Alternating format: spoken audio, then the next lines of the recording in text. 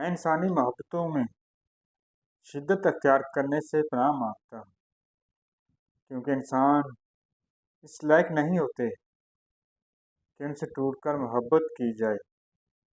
कभी न कभी जिंदगी के किसी न किसी मोड़ पर मान टूटते ही हैं, अल्फाज के खंजर लगते हैं, लहजों में अजनबियत आ ही जाती है।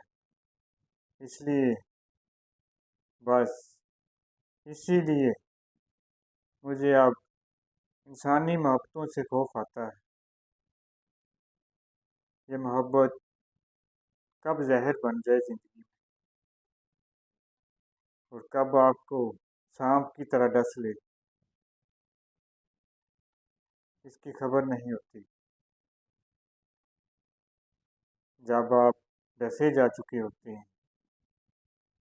फिर आपको लगता है कि अब देर हो चुकी है,